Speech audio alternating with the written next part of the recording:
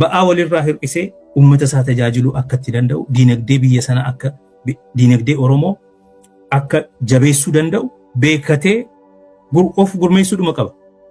Sirnat jira biyya alaa kana keessatti deebit kaardii irra keessa $1 guyyaatti $30 ji'atti $360 waggaatti.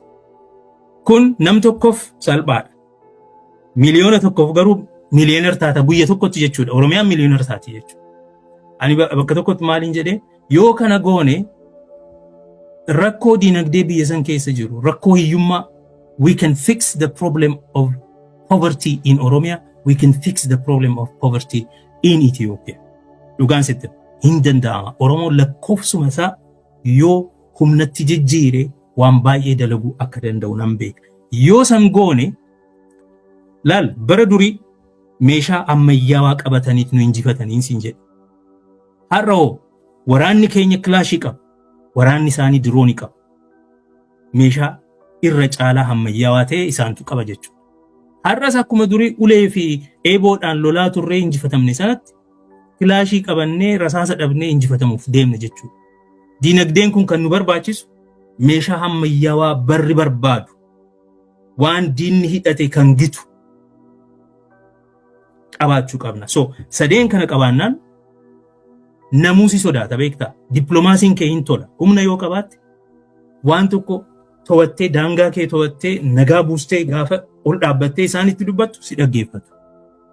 Yoo akkanuma gaara keessa deddeemtee dhukaastee gaafa jarri dhufuu jalaa mimmiliqtee ani waraana gaafa jetteen garuu jarri kun nagaa buusuu danda'u yoo mootummaan kun kufee jedhaniit gara mootummaa kun agarte. Kanaaf sadeen kun wal faana yaa'uu qaba. Beekumsaan humna beekumsaa qabaachuu, humna diinagdee jabaa ijaarrachuu hin danda'ama. Kun hin danda'ama jedheen amana. Kan biyyaa dhiisi kan biyya alaa qofa utuu walitti gurmeessine ammoo itti bobbaa'utti jirra. Beekumsaan then meeshaa ammayyaawaa hidhachuu. Meeshaa warri diinaa hidhatee jiru. Ani olaal jaarmiyaa tokko garee tokkoo fi miti kan jira jechaa jiru. Yoo mootummaan kun kufe dur diinonni keenya nu jibbu nu tuffatu. Dhugaa. Har'a jibbinsa qofa miti xiiqii qabu. Har'a maal jedhu nu jarri kun nu miidhanii kan jedhu of keessaa qabu beektaa. Mootummaa fudhatanii akka mootummaatti nu waraananii Oromoonii. So maaliif nu mijeessuu jiru duguggaa sanyii haaraa akkuma warra Tigraay irratti godhan san wanta akkasiitu nutti dhufaa jira. Gareen tokko qofa hidhatee hin danda'u kan. Oromoon akkuma diinagdee akka dhuunfaattis qabaachuu qabu hidhannoos qabaachuu qaba jedhee amana. Saba keenya hidhachiisuu qabna. Meeshaan waraanaa biyya san keessa baay'ee babal'atee faffaca'aa waan jiruuf gaafa mootummaan kun dadhabe ummatatu ifatti baha isaan akka rukutanitti exposed ta'a jechuudha. Sanaaf yoo hidhatte malee warra sirraa geeraraa oolu kanas ofirraa ittisuun hin danda'amu. Waraannis immoo si eeguu hin danda'u. Ummatichatu meeshaa hidhachuu qaba. Maaliif naannoo Amaaraa keessatti Abiyyi injifachuu dadhabe? Meeshaa waraanaatu faca'ee ture. Gara miliyoona 18 kan ta'u light weapons and arms faca'ee ture. Erga gaafa Abiyyi aangoo qabatee jalqabee Asaaminoo Tsiggeenfaan manni amantaa isaanii qeesiin Abuna Pheexroos jedhamu sunfaa as Awustiraaliyaa jiraatu asii mana amantaarraa maallaqa guuranii Asaaminoo Tsiggeetti kennan deemanii. Andargaachoo Tsiggeenfaa kana godhaa tura. Laal. Meeshaa bitatanii ummanni isaanii baankiidhaan warri baankii hojjetu maallaqa isaanii mindaa isaanii ji'a tokko waan kanaaf maal jedhan turanii meeshaa waraanaa tokko maatii tokkoof meeshaa waraanaa tokko maatii tokkoof bituun dirqama kiyya jedhanii ofitti fudhatan. Warruma mootummaa Itoophiyaa keessa wajiroota mootummaa Itoophiyaa keessa hojjetantu kana godhe beeku. Utuu jennuutu dubbannu gaafa warri keenya biyya amma toltee mootummaan keenya jedhee biyya alaarraa galu isaan kan Oromoo irraa albeelleen guuran ka doktor. Exactly. So amma maaliif inni dadhabe mootummaan sun hiikkachiisuu dadhabe isaan Oromoo hiikkachiisuu dadhabe isaan hiikkachiisuu garuu hanga ammaatti hin dandeenye. Maaliif meeshaatu faca'ee ture waan ta'eef. Maatii tokkoof meeshaa tokko bituun dirqama kiyya jettee lammiin takka takkaan ofitti fudhatte warri wajjira mootummaa keessa hojjettu. Mindaa ofii itti baastee jechuudha. Amma keenya hoo uummanni kun amma hidhachaa hin jiru. Lafatti waraanatu itti dhufaa deemaa jechuudha. Waan ta'eef garee qofa, waraana qofa, warra hidhatee deemu warra yuunifoormii uffatee kana qofa otoo hin ta'in namuu hidhachuu qaba. Otherwise rakkoo guddaatu uummata keenyaaf dhufaa jira jedhee nama. So kanarra immoo aannee injifachuudhaaf akkuma sila jedhe humnoota sadeen sanaan jabaannee argamuu qabna jedhee nama. Itoophiyaa diimokiraatomsinee sabaaf sablammii wal qixxeessinee biyya akkasii uumna jedhee warra qabsaa'u jira Dr. Akkasuma lakki nuti biyya walaba taatee ijaarachuu qabnaa nuti dadhabnee jirraa. Ka kenna jennuun illee bullee nagaa argachuu hin dandeenye. Biyya walaba taane ijaarannaa jedhee warra qabsaa'u jira. Yaada kana lamaaniif Dr. maal lafa keettan isin hoome yaada kana lamaan keessaa garamitti luucurtan? Yes, Itoophiyaa dimokiraatessuun waan danda'amu natti fakkaatu ana. Dimokiraatessuun dura abbaa biyyummaatu dura dhufa. Dimokiraatessuu jechuun filannoodhaan waan tokko tokko jijjiiruu jechuudha. Biyyattiin amma rakkoon ishee maalidhaa? Abbaa hirrummaadhaa. Therefore abbaa hirrummaa immoo dimokiraatessuudhaan keessaa baataa jechuudha. Rakkoon Itoophiyaa abbaa hirrummaa qofa miti. Filannoo gaggeessitees furmaata hin argattu. Rakkoon Itoophiyaa dubbii gadi fageenyaan laallamuu qabudha. Rakkoon Itoophiyaa dimokiraasii dhabuu abbaa hirrummaa qofa otoo hin ta'in saamicha biyyaa fi buqqa'insa sabaati. Abbaa biyyummaatu gaaffii ta'ee dhufa. Dimokiraasiin kan hojjetu karaa filannootiin yoo ta'e filannoon immoo lammummaa barbaada. Lammii barbaada. Biyya san keessatti lammii taatee ijaaramuu qabdaa, fudhatamuu qabdaa jechuudha. Amma akka si ibsaa turetti lammiilee Itoophiyaa gidduutti sadarkaatu jira. There is a first class citizen, second class citizen, etc. kan jechuudha. Bakka kun ta'etti dimokiraasii jettee karaa filannoodhaan furmaanni ati fiddu baay'ee miti. Ammoo namni biyya hin qabne filatuu baate wanti fayyadu hin jiru. Ani akkan yaadutti impaayerichi cabuu qaba dura. Maal jechuudha? Impaayerri sun biyya saba tokkoo otoo hin ta'in biyya saboota hedduu.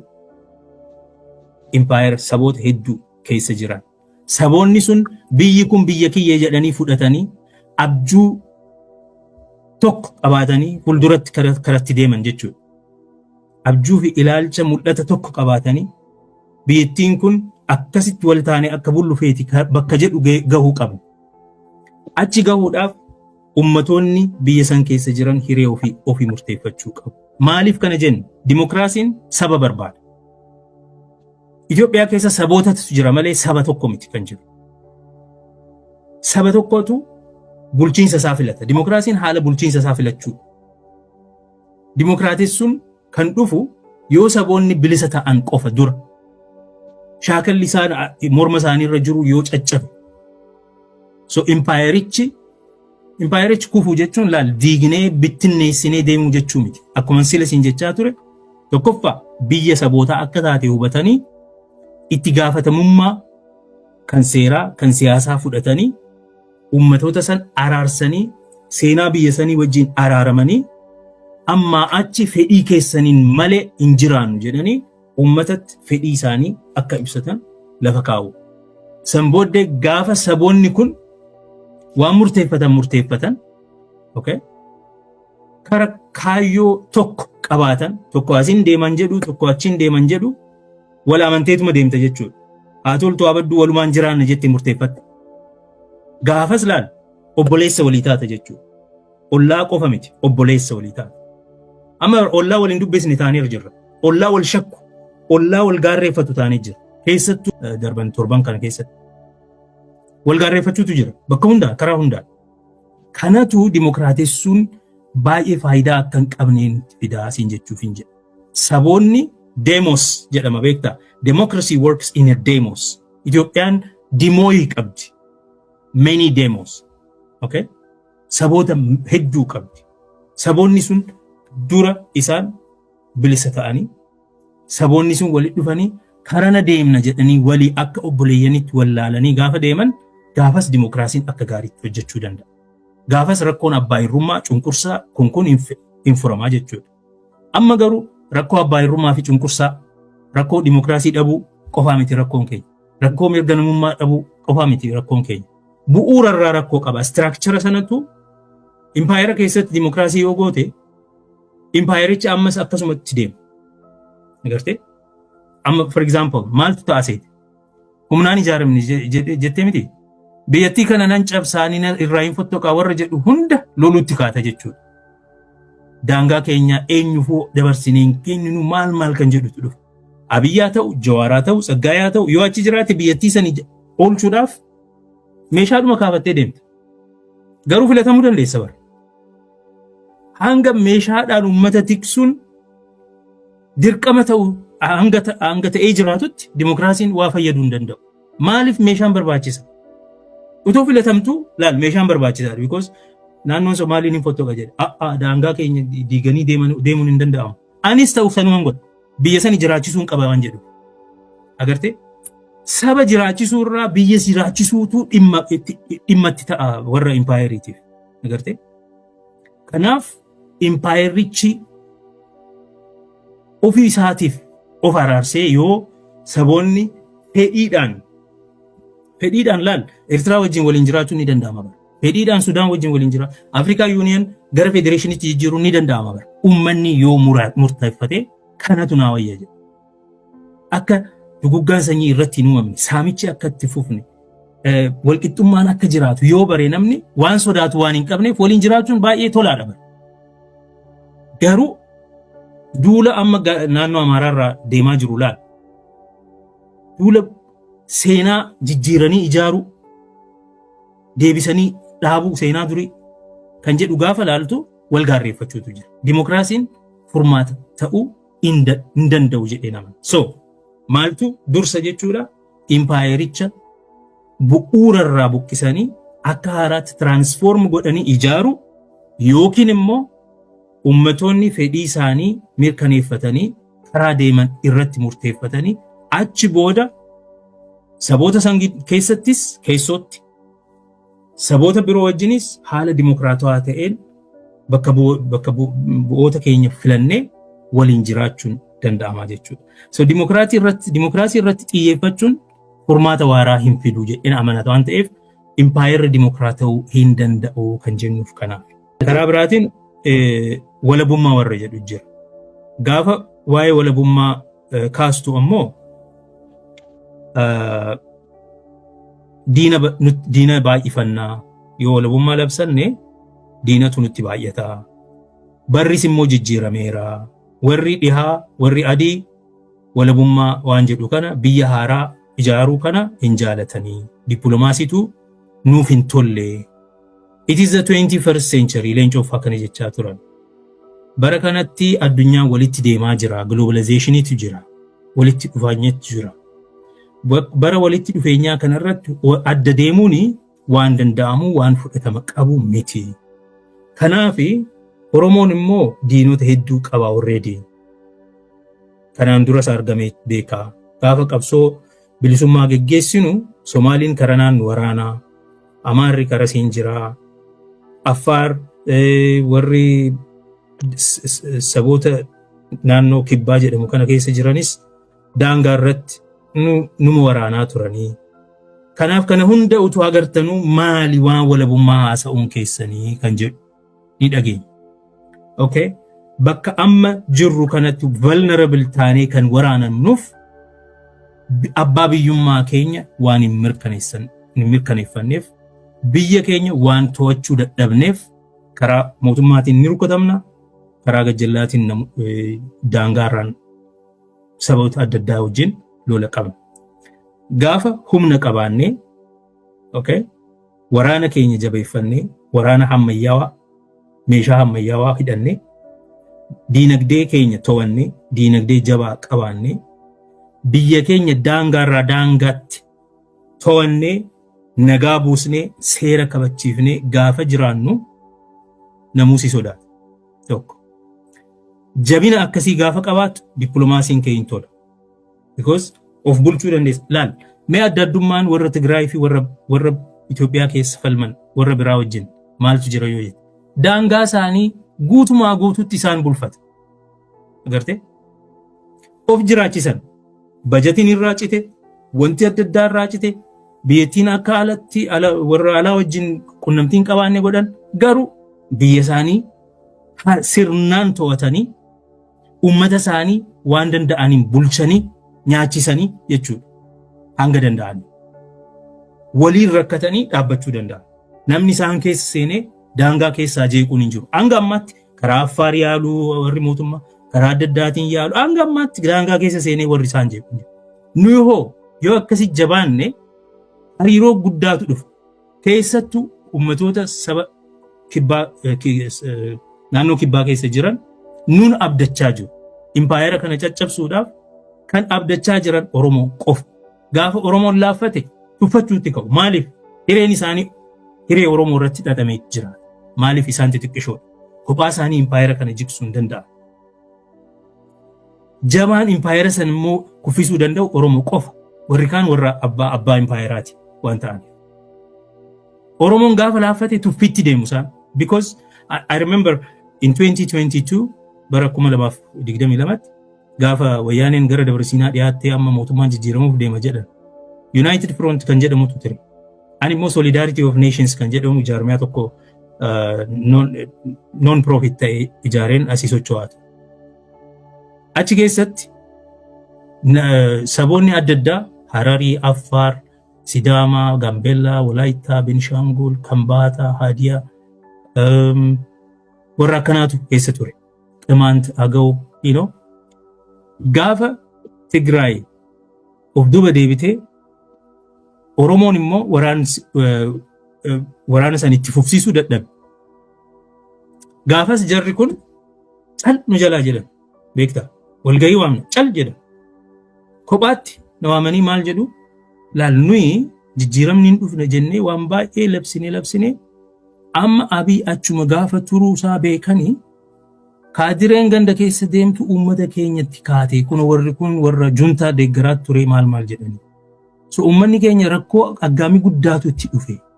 Kanaaf yeroodhaaf mee sagalee keenya xiqqeessuu waan qabnuuf sirraa hafaa jirra. Agartee? Laaffinni keenya uummata san wareegama kaffalchiisa yeroo adda addaatti. Warri qimaanti nu eeggatanii dadhabanii har'as laal baasii keessaa warri Amaaraa akkana baasanii ati qimaanti moo Amaara jedhanii qimaanti yoo jedha achumatti uummata duratti ajjeesu. So uummanni qimaanti har'a hin himatu qimaantummaasaa. Har'a sanatu mudateen ani itti gaafatamummaa natti dhaga'ama hanga har'aatitti. Eegala dhaqqabuuf hin dandeenye jechuudha. Maaliif isaan xiqqishoodha. Kanaaf uummata kanatu dirqama guddaa amma namoonni tokko Oromoon dirqama dachaa qaba. Sababni dirqamni Oromoon qabu impaayera san diiganii transform godhanii biyyatan kara dimokiraasiitti oofuun dirqama san malee abbaatti ta'anii galaana diimaa siniifin maal jechaa utaaluu akka warra mootota impaayeraatitti dhaaddachuun sun ummatoota sanaaf abdii isaanii abdii dhabsiisa. Kanaaf I think walabummaa kan barbaannuuf tokko impaayericha jigsa. Bu'uurarraa kuffisa. Bu'uurarraa jijjiira. Agartee kuffisuu jechuun amma Itoophiyaan nurra jildi. No. Facaasanii deemuu waan akkasiiti miti. Biyya ofii bulchuu jechuun biyya kee sirnaan to'attee nagaa buustee seera kabachiiftee ijaartee argamu jechuudha. Yoo naannoo ofii to'atte mirga gaafattus ofii keetiif murteeffachuu dandeessa. Warri kaanis akkasitti hiiqan akka sitti abdatan si wajjin nagaa uumanii akka itti jiraatan tolfachuutti ka'u jechuudha. Dippiloomaasii isaanii dhimma kee wajjin akka wal simachiisuuf tattaafatu jechuudha. Gaafas yoo feete isaan wajjin waliin bulta isaan of jalatti qabattee of jalatti jechuun gad xiqqeessitee otoo hin ta'in walqixxummaa isaanii kabajjee hariiroo jabaa uummattee akka konfedereeshiniitti isaa wajjin fuulduratti deemuu dandeessa. Yookaan immoo ati kophaa yoo dhaabbatte ta'e isaan si duraa hafan ta'e bakka deeman hin qabaniif hariiroo gaariitiin si wajjin tarkaanfatu jedheen amanaan. Because akka saba xixiqqishootti baay'ee waan itti tolu natti fakkaatu waan ta'eef. So Oromoon walabummaa isaa labsachuun maaliif barbaachisa? Tokko qabsoon abbaa biyyummaadhaaf godhamu walabummaadhaan ifa ta'uu qaba. Sirnichi nu gabroonfate koloneeffataadha yoo jette walabummaadha kan bilisa si baasu. Liberation, from imperial colony to liberation. Kanaaf adda bilisummaa Oromoo jedha jaarmiyaan Oromoo adda durummaadhaan of dura qabaatee ture. Adda bilisummaa. Maal jechuudha? National Liberation Front jetta. Liberation is a natural sequence, a natural process from colonization. Koloneeffataadha yoo jette wanti dhufu dimokiraasii yoo ta'in bilisummaa, walabummaa dura. Liberation. So san booda dimokiraasiin dhufa jechuudha. So maali rakkoon keenya koloneeffamuu? Maali rakkoon keenya saamicha? Maali rakkoon keenya buqqa'insa? So saamicha lafaa san hambisuu fi biyya keenya to'achuu, lafa keenya deeffachuu, ummata keenya bakkatti deebisuu, sirna keenya bakkatti deebisuu barbaachisaa ta'a jechuudha. Walabummaa ummatoota koloneeffataman seerri addunyaas akkasuma jedha.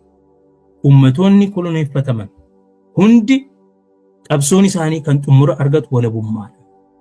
Walabummaa kee biyya kee irratti labsiteet saboota adda addaa biyyoota adda addaa wajjin akkamiin hariiroo akkamiitiin waliin jiraadha kan jedhutti tarkaanfatta malee asuma teessee biyya siif hin ijaaramne, sirna siif hin ijaaramne dimokiraatessuun impaayericha bifa bareedaa kennuudhaaf tattaafachuudha.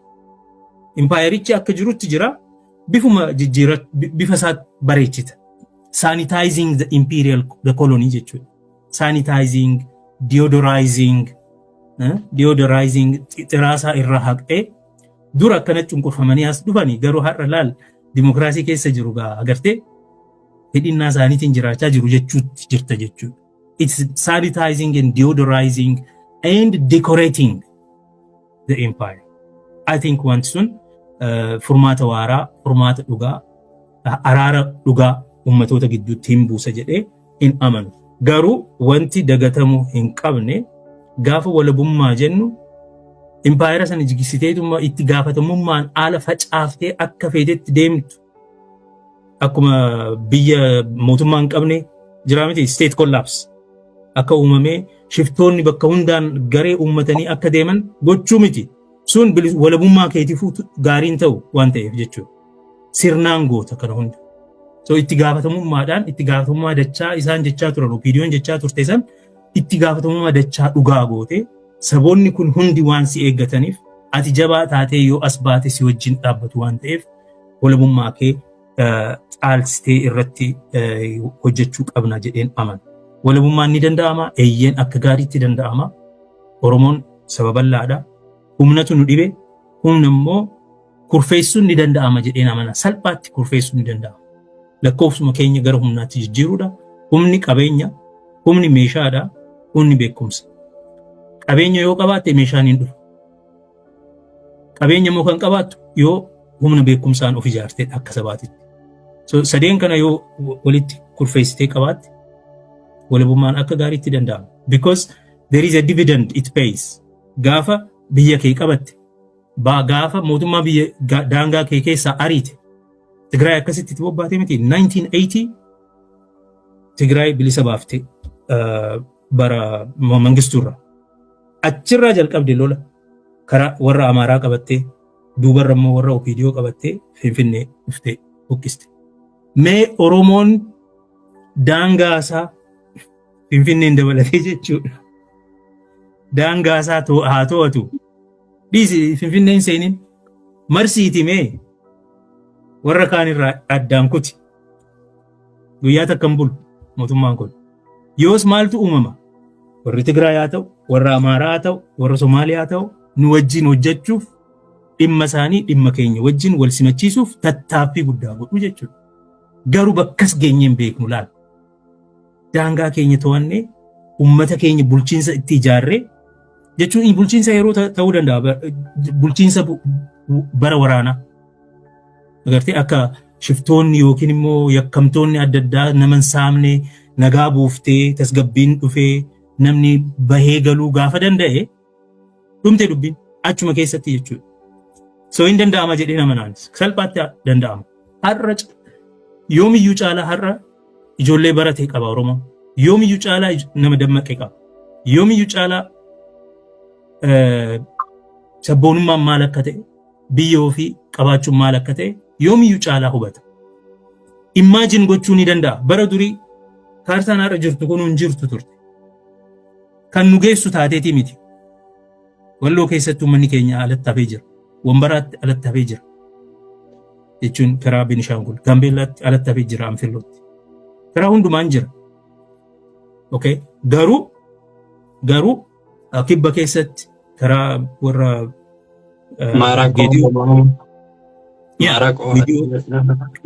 bakka hunda jiru. Garuu at least Oromiyaan maal akka fakkaattu dimshaashumatti maal akka fakkaattu dhaloonni kun hin beeka. Dhaloonni kiyyaaf kee hin beeku ture. Agartee? Kun jiraachuun isaatu imagine gochuun danda'amuun kaartaa qabaachuu kan jedhu. Sun danda'amuun waan guddaadha. In fact injifannoon yeroo dheeraa keessatti nu dhufe kana waan ta'eef kana qabaannee warra barate dur caalaa amma qabaannee warra mootummaa qabaachuun maal akka ta'e bare mootummaa ofii qabaachuu dhiisiti mootummaa Itoophiyaa keessatti hirmaatanii kun amma ijoolleen OPDO kun asii faffacaatee waan hedduu agarte aangoo qabattee jechuudha. Sunu agartee muuxannoodha sunu dhaloota kanaa. Angas mara deemuu danda'a. Ani warri OPDO amma warri PP waan godhaa jiru sirna impaayeraa babal'isuudha. Har'as warra babal'isuudha. Qaybahar maal kan jedhu kun warra Haayile Sillaasee ta'uuf.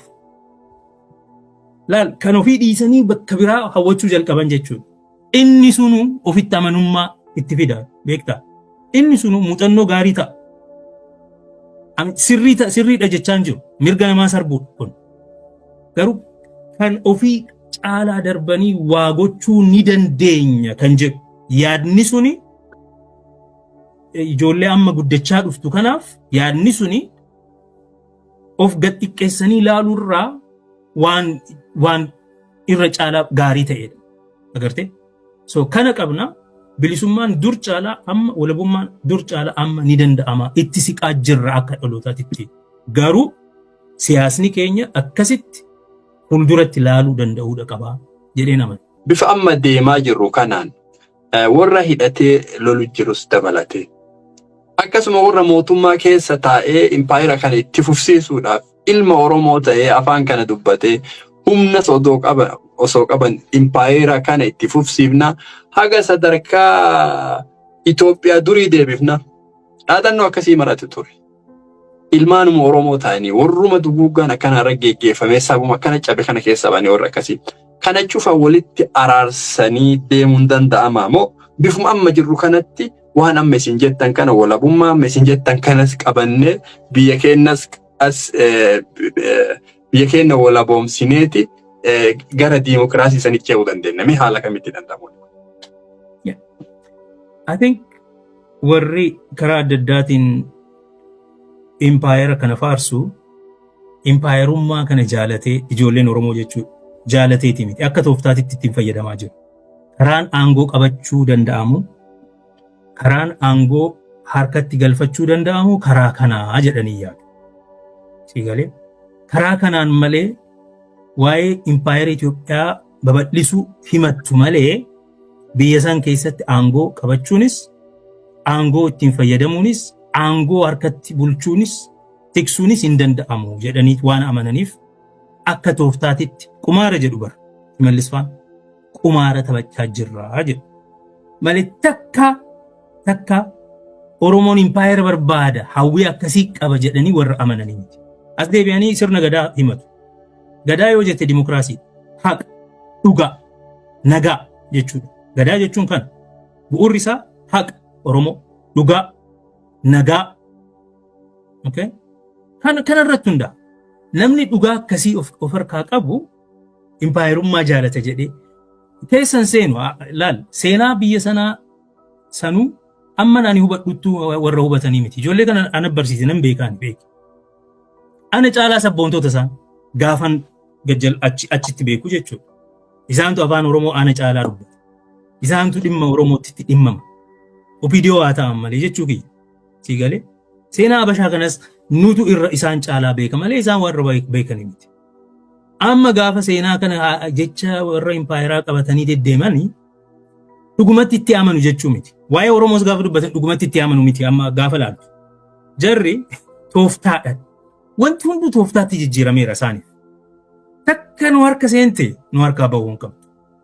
Maal jedhu Oromoo biratti dhufanii aangoo wareegama meeqaan harka nu seente kana harka Oromoo keessaa baasuuf warra tattaafatu jira waan ta'eef Oromoon wal dhaggeeffachuu qabaa wal ta'uu qabnaa siin jetti. Agartee? So isaan dhimmi isaanii maali? Aangoo of harkatti hambifachuu. Aangoon tun immoo Oromoo harkaa bahuu hin qabdu jedhanii yaadu. Sila Oromoon amma alaa jechuun dirreen raayis biyya alaan raayis wacu kun okay? Jabaatee isaan caalee faayidaa Oromoo tiksa ta'e isaanuu si jala yaa'u. Because duras jiran bar isaanis. Qeerroodhuma sanaa miti. Sii galee? Amma sodaan isaanii maali? Tun takka nu harkaa baanaan nutti hin deebitu rakkootu nutti dhufaa. So tun immoo akka jiraattu gochuuf tooftaa adda addaa fayyadamuu qabna. Qumaara adda addaa taphachuu qabna. Qumaarri sun qumaara impaayiraati. Ajandaa uummachuu qabna. Ka wadabuus ka giddibuu kan jedhu haasa'uu qabna. Agartee keessatti immoo amma hoogganaan suni Abiyyi ofuma isaatiifuu impaayira kana jaalata. Inni impaayira kana jaalata. Homaa durumaan jalqabe bara utuu aangoon qabatiin gaafa ministeera ta'ee jiru maal jedha? Afaan Habashaa qubee isaa baasan inni afaan biyyoota Afrikaa ta'uu qaba. So afaan Oromoo qubee isaa baatiin barreeffamuu qaba jedhee har'aa miti bara laal. Bara EPRDF kana dubbachaa ture. YouTube'n jira hanga ammaatti. Siigalee inni dhugumatti jaalata impaayira sana. Mootota sana dhugumatti jaalata. Warra artistii warra mootota sana faarsu dhugumatti jaalata. I think wanti Oromoo kana baay'ee tuffata. Nun baasu jedhee sama. Akka tooftaattis nun baasu ammoo akka vaaliyuutti kanaa miti kan nuuf malu waan guddaa jedha. Mandaratti galchan jedha bar waa'ee Oromoo. Laal sabboonummaan Oromoo isa aangootti fide tuffatee dubbii Oromoo mandaratti galchanii siin jedha. So karaa isaatiin gaafa laaltu akka dhuunfaatti wanti inni amanu Itoophiyaadhuma warra impaayiraati. Ijoolleen Oromoo isa jala jiran garuu quban qaban waan Itoophiyaa ta'an. Isaaniif qumaara. Shimallis nan beeka akka gaariitti hin beeka. Adaanachi sirriitti hin beeka. Warra kaanis ijoollee Gideon fa'aa ana wajjin anatu barsiise. Ministeerota adda addaa. Jaartii isaa ministeera justice kan taate anatu barsiise. Kutaa tokko walumaan baratan jirra. Ministeerota adda addaa keessa jiran bakka bu'oota naannolee hunda except Tigray hundi isaanii ana barsiisee beeka. Nin beekaan waan impaayeraa kana warra faarsanii miti dhugumatti. Warra beekanis miti. Warra akka Ihadigitti immoo warra jibbani dhugumatti dubbachuuf. Keessoo isaanitti warra jibban. Maarree maaltu jira amma tooftaadha. Tooftaa karaa aangoo ittiin fayyadamani. Kanaaf jarri kun Oromoo irraa adda addummaa qabaatanii ilaalcha Oromummaa irratti ilaalcha adda addummaa qabaatanii otoo hin ta'in akka tooftaatitti kan nu baasu kana Oromoo kan angeessu kana Oromoo akka abbaa irree ta'ee jiraatu nu immoo kana balaaleffanna. Oromoodhaaf abbaa biyyaa akka ta'u abbaa irrummaan hin barbaachisu. Oromoodhaaf Itoophiyaa ofitti of jalatti bulchuudhaaf nama Oromoo ta'e tokkoof qumaarri hin barbaachisu. Jawaar wajjin wal dhabiinsi kiyya yoo yaadatte dur maal ture? Jawaar waa'ee Amaara faarsu waa'ee Itoophiyaatiif dhimmamuu hin qabu Prime Ministerii ta'uudhaafi. Oromoo ta'ee of ta'ee dhimma Oromoo irratti dubbatee kanatu nu baasa jedhee yaada isaa ibsatee aangoo fudhachuun ni danda'ama. Oromummaa kee gad xiqqeessitee of gadi qabdee waa'ee Itoophiyaa akkuma Abiyyi raabsu kanatti raabsuun si jijjiiraa jira jechuudha. Akka Oromootti si fudhachaa jiru impaayerri sun jechuudha. Ammas si deeggaree modify si godhee modifik taateet Itoophiyaa bulchuu dandeessa. Sun immoo sirrii miti. Waanuma dur godhamaa tureetu dhufaa jira jechuudha. Ani ni yaadadha bakka tokkotti gaafa gaafatamu ani maqaan kiyya nama xuraa'eedha jedha. Abbaa Meencaa naan jedha.